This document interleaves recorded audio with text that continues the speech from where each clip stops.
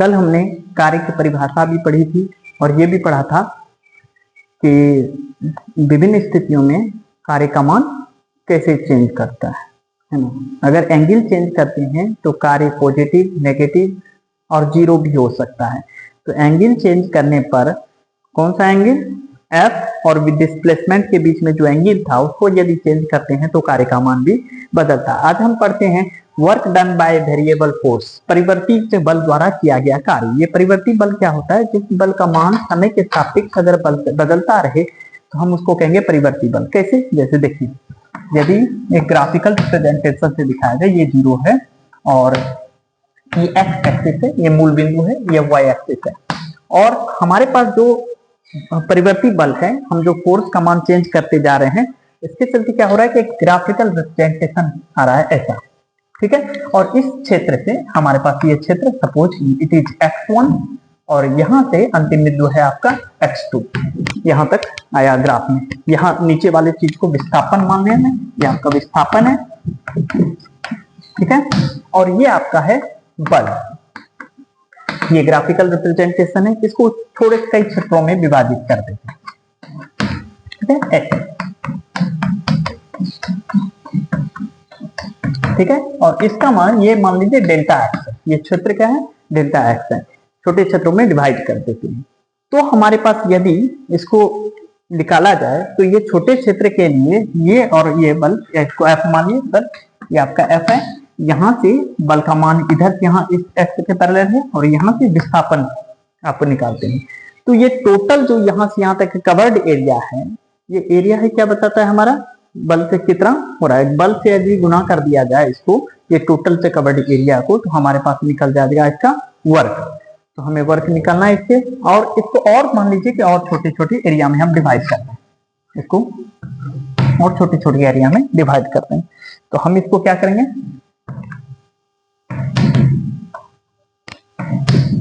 ये same to same ऐसे graphical और छोटे छोटे एरिया में हम डिवाइड करें, ठीक है। x1 x इस टाइम को और छोटे छोटे एरिया में डिवाइड करते हैं, डेल्टा x और भी छोटा हो जाए। तो हमारे पास यदि वर्क निकालना हो तो हमारे पास कार्य अगर दिखाना है या अल्प कार्य निकालना हो, अल्प कार्य निकालने के लिए क्या करेंगे, एक छोटे से एरिया को यहाँ सेलेक्ट करेंगे। एक छोटा सा एरिया मान लीजिए अल्प कार्य हमारे पास क्या है, अल्प कार्य मान लीजिए एक है यहाँ, ये dx के लिए हमारे पास एक अल्प कार्य मान लीजिए dw है। dw निकालेंगे तो हम एक छोटे एरिया की बात कर रहे हैं, छोटे एरिया, एक छोटा सा एरिया ले रहे हैं, इस तरह का एक छोटा एरिया ले रहे हैं, जिसका यहाँ विस्थापन क्या है dx और इस पर लगने वाला फोर्स क्या है F मान लेते हैं। तो वर्क हो जाएगा F डेल्टा x। ये छोटा कार्य हो गया हमारे पास, वेरिएबल फोर्स में एक छोटा सा कार्य। और यदि इसी में हमको कुल कार्य निकालना हो, इसलिए अब कुल कार्य निकालना हो इस ग्राफ के सहायता से, कहां से, x1 से x2 के बीच अगर हमको कुल कार्य निकालना हो x1 से x2 के बीच, तो हमारे पास कितना हो जाएगा, हमारे पास हो जाएगा W समेशन, ये सिग्मा यूज करते हैं जोड़ के लिए, किसका समेशन करना था, f dx। ऐसे ऐसे टोटल कार्य, ये एक के लिए कार्य निकाले, ऐसा ऐसा यहाँ से यहाँ तक का कुल कार्य कितना हो जाएगा, टोटल को क्या कर देते हैं, जोड़ देते हैं। इसलिए समेशन कहां से कहां तक, x1 से लेकर x2 का समेशन निकाल लेंगे, तो ये हमारे पास कुल कार्य होता है। इसी में यार मान लीजिए कि यदि हम अब इसको और छोटे छोटे पीसेज में करके और एकदम छोटे छोटे, मतलब मान लीजिए डेटा टेंस टू एक्स, यदि हम और छोटे छोटे पीसेज में इसको करने की कोशिश कर रहे हैं, पहले इस तरह से देख लीजिए, ये आपका कुल कार्य होगा, समझे। देख लें एक बार कि यदि हमने क्या किया कि बल को वेरिएबल फोर्स के बारे में कर रहे हैं, तो हमने कहा कि एक ग्राफ खींचा, अलग अलग कि फोर्स का मान चेंज करते जा रहा है ना, x1 x2 x3 ऐसे करके चेंज कर रहा है, और वो हमारे पास चेंज करने के कारण बल का मान भी इस तरह से चेंज कर रहा है। जिस तरह से हम विस्थापन चेंज कर रहे हैं और बल दोनों चेंज करते करते ये ग्राफ ऐसे आ रहा है, ठीक है। और इसके बीच में हमने इस तरह से लाइनें खींची, इस तरह से हमने डब्बे खींचे, ठीक है। अब हम इसको मिलाना चाहते हैं, अभी सॉरी इसके अंदर में कार्य का कैलकुलेशन करना चाहते हैं, और छोटा कर दिया हमने डेल्टा। इनमें से यदि एक छोटे से कार्य को हमको निकालना पड़े, अल्प कार्य को, तो delta DW equal to FDX, इस तरह से हमने निकाल लिया। अब हमको कुल कार्य चाहिए इस ग्राफ के अंदर में, कुल कार्य कितना है, तो हम क्या कर रहे हैं, यहां से लेकर यहां तक के कुल कार्य को क्या करिए, जोड़ दिए, छोटे छोटे जो कार्य है हमारे पास उसको जोड़ दिए। तो हमने लिखा F इंटू DX, इसको कहां से, X1 से F2, तो ये कुल कार्य होगा। अब हम सोचिए, अब हम क्या करेंगे, मिटा सकते हैं, ठीक। अगले कंडीशन में हम करें कि अब हम यहां X1 से X2 के बीच F और डिस्प्लेसमेंट, ठीक है, विस्थापन, ठीक है। अब ये टोटल एरिया के बीच में निकालें, यहां से ये टोटल एरिया निकालें, तो हम क्या करेंगे, विस्थापन जो है वो छोटा होते होते ये जो डेल्टा एक्स है ये और छोटा कर दें, इतना छोटा कि लगभग जीरो के नजदीक हो जाए, और इस तरह से यहां तक का निकालना है। तो हम इसको कैसे लिखेंगे, हम लिखेंगे लिमिट का सहारा लेंगे, हम लिखेंगे W is equal to limit delta x tends to 0, ठीक है, इसका समेशन FDX डेल्टा एक्स कहां से, X1 से लेकर X2, इसका लिमिट निकालेंगे। जैसे लिमिट निकालेंगे तो हम इसको इंटीग्रेशन के फॉर्म में लिख देंगे, इसको लिख सकते हैं W इक्वल टू, और W is equal to integration कहां से, X1 से X2 का, जिसका F इंटू DX, ये हमारा फार्मूला हुआ जिससे हम निकाल सकते हैं इसके बीच का वर्क, वेरिएबल फोर्स हम निकाल सकते हैं इस तरह से। तो अगर वेरिएबल फोर्स निकालना हो तो हम इस तरह से ये फार्मूला उपयोग कर सकते हैं, ठीक है। आप समझे कि सबसे पहले क्या किया, हमने एक ग्राफ के अंदर से के जितने एरिया थे उसको छोटे छोटे पीसेस में डिवाइड कर दिया, फिर उनमें से और छोटे पीस किए, और उसमें से एक पीस का हमने सबसे पहले वर्क डन निकाल लिया, work done small work done निकाला। स्मॉल वर्क डन निकालने के बाद यदि वैसे वर्क डन हमने जो जहां सीमा से प्रारंभ की X1 से X2 इसके बीच में योग कर दिया तो हमारा टोटल वर्क हो गया। और यदि हम अब क्या करते हैं, अब हम ये जो छोटे छोटे हमने पीछे दिए इसको और छोटा कर देते, इतना छोटा कि वो 0 के नजदीक हो जाए, विस्थापन के पीछे को और थोड़ा थोड़ा विस्थापन को अल्प कर देते, डेल्टा एक्स टेंड्स टू 0, तो टोटल नीचे का जो एरिया होता है इसको देते हैं, टोटल एरिया जो यहाँ निकला हमारा यही वर्क डन हो जाता है। तो हमने लिखा FDX, हम इसे FDX लिमिट लगा देते हैं, और उसके बाद इस तरह से वैल्यू निकाल देते हैं, है ना। तो हम परिभाषित कर सकते हैं इसको, परिभाषा में कैसे दे सकते हैं, किसी परिवर्ती बल द्वारा किया गया कार्य, किसी परिवर्ती बल द्वारा किया गया कार्य, किसी परिवर्ती बल द्वारा किया गया कार्य, बल विस्थापन ग्राफ, बल विस्थापन ग्राफ, ठीक है, बल विस्थापन ग्राफ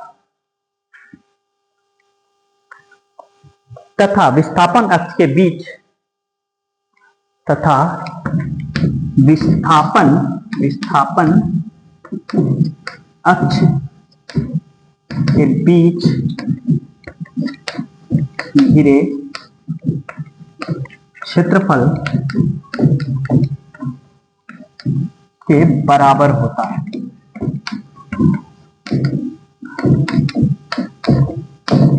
ये हम कह सकते हैं कि ये परिवर्ती बल द्वारा किया गया कार्य क्या होता है, कि किसी परिवर्ती बल द्वारा किया गया कार्य बल विस्थापन ग्राफ तथा विस्थापन अक्ष के बीच घिरे हुए क्षेत्रफल या घिरे हुए क्षेत्रफल के बराबर होता है। तो ये जो पूरा एरिया हुआ इसको आप निकाल लेते हैं तो यही एरिया क्या होता है, इस परिवर्ती बल द्वारा किया गया कार्य होता है। ठीक है, मिटा सकते हैं। ठीक है, देख लीजिए थोड़ा सा।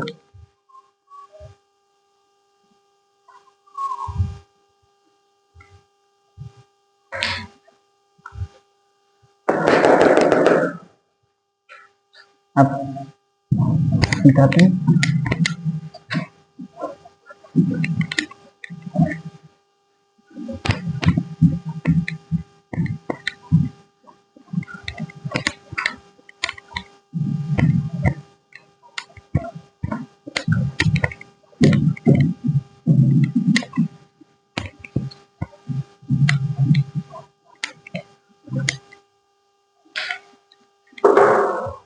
देखें कार्य के मात्रक, कार्य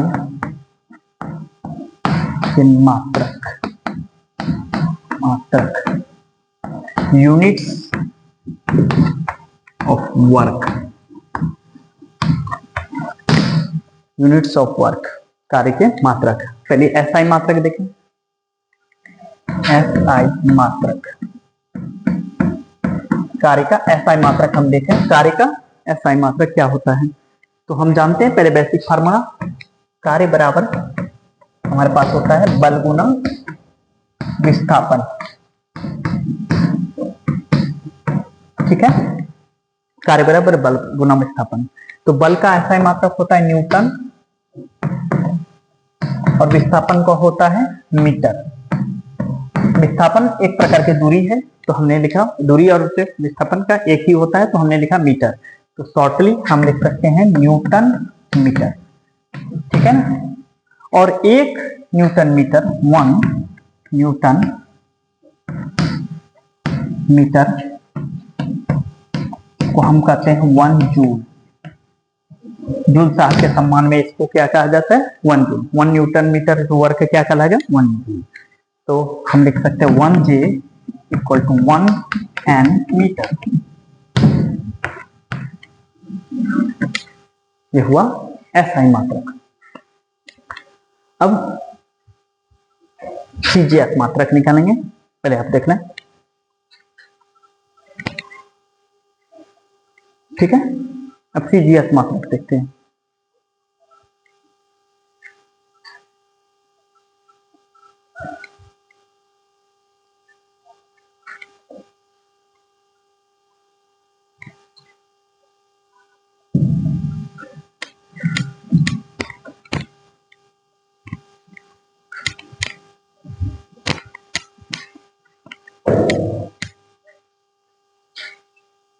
सीजीएस मात्रक, सीजीएस मात्रक निकालें। तो सीजीएस मात्रक निकालेंगे तो फिर वही सूत्र लिखेंगे, बल बराबर, सॉरी, कार्य बराबर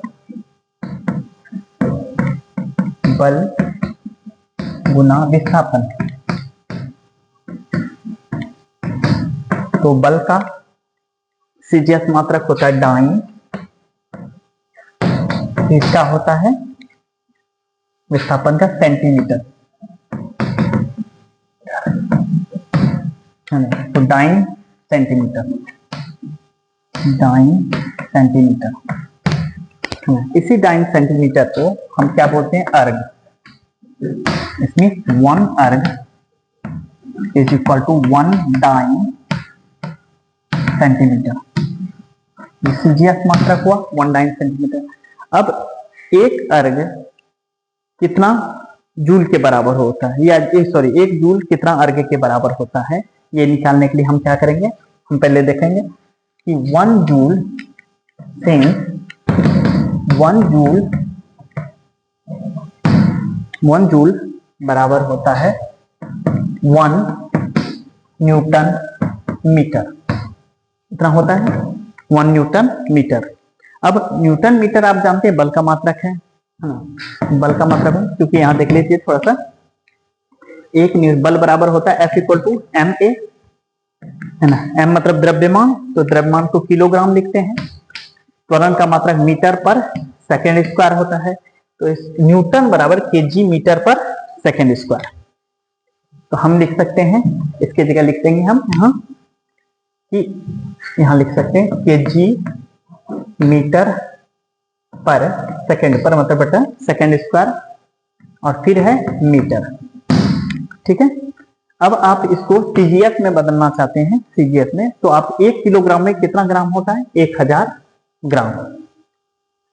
ठीक है, 1000 ग्राम होता है, और 1000 ग्राम 1 मीटर में कितना सेंटीमीटर, 100 सेंटीमीटर। ठीक है, सेकंड तो सेकंड भी स्क्वायर हो जाएगा। ठीक, और इधर भी हो गया 100 सेंटीमीटर। तो हमारे पास होगा ऊपर में gram centimetre into centimetre, gram centimetre into centimetre butter second square, ऐसा होगा।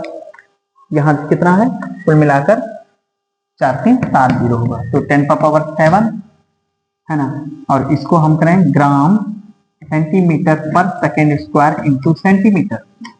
और आप जानते हैं ग्राम सेंटीमीटर पर सेकेंड स्क्वायर सेंटीमीटर को हम बोलते हैं डाइन, इसको बोला जाता है डाइन, सीजीएस मात्रक है, डाइन सेंटीमीटर। और डाइन सेंटीमीटर को क्या बोलते हैं, अर्ग। तो 10⁻7 अर्ग। तो हम लिख सकते हैं 1 जूल इक्वल टू 10⁻7 अर्ग, ये होता है, नोट कर ले।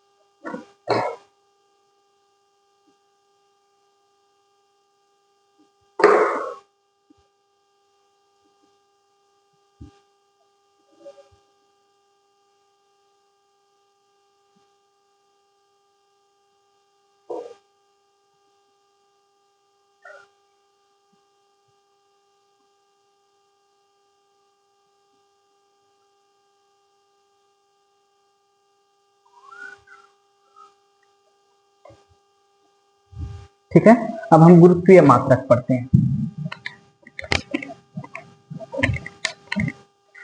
गुरुत्वीय मात्रक, ग्रेविटेशनल यूनिट्स,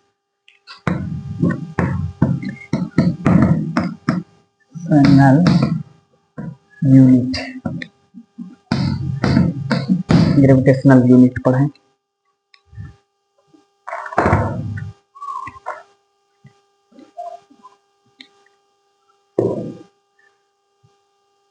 तो ग्रेविटेशनल यूनिट होता है किलोग्राम, किलोग्राम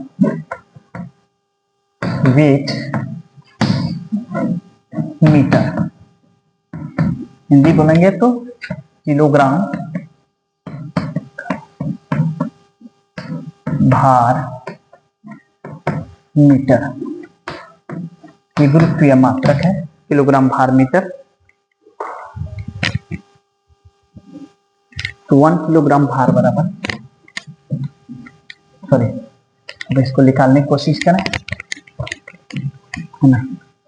तो 1 kg WTM ऐसे लिखते हैं सर शॉर्ट में, 1 kg मीटर बराबर, इसको तोड़ के लिखे तो 1 kg मीटर, है ना, 1 kg weight by into metre, है ना। तो 1 kg वेट, 1 kg वेट बराबर होता है 9.81, मात्रक में हम लोग बल जब पढ़े थे तब हम जाने थे 9.81 न्यूटन इंटू मीटर, है ना। तो हम लिख सकते, गुना करके लिख देंगे, है ना, 9.1 9.81 या 9.8 भी आप केवल लिख सकते हैं न्यूटन मीटर। और न्यूटन मीटर को क्या बोलते हैं, जूल। तो आप बोल सकते हैं 9.8 जूल। तो 1 kg वेट मीटर बराबर 9.8 जूल, अर्थात 1 किलोग्राम भार बराबर 1 किलोग्राम भार, किलोग्राम भार मीटर बराबर 9.8 जूल, ये होता है।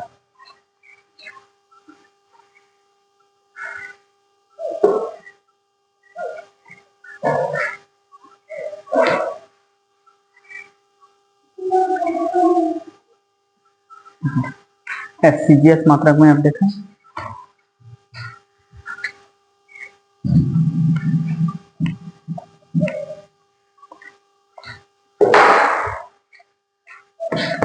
सीजीएस मात्रक में। किलोग्राम की जगह हो जाएगा gram. Weight centimetre, gram weight centimetre हो जाएगा।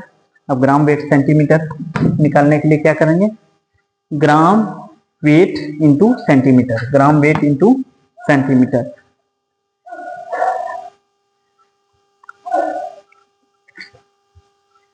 ग्राम वेट इंटू सेंटीमीटर, तो ग्राम वेट हमारे पास होता है 981 डाइन सेंटीमीटर। तो हम लोग सोचते हैं 981 डाइन सेंटीमीटर को हम क्या बोलते हैं, अर्ग। तो हम लिख सकते हैं सीजीएस में ग्राम 1 ग्राम सेंटीमीटर 1, तो फिर से लिखें 1 ग्राम वेट सेंटीमीटर बराबर 981 अर्ग।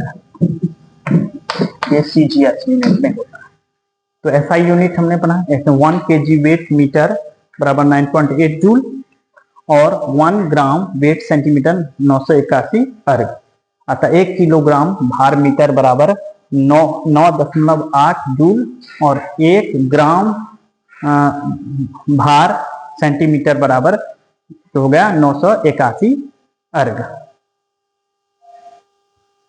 आज इतना ही, अगले दिन हम लोग ऊर्जा के बारे में पढ़ेंगे।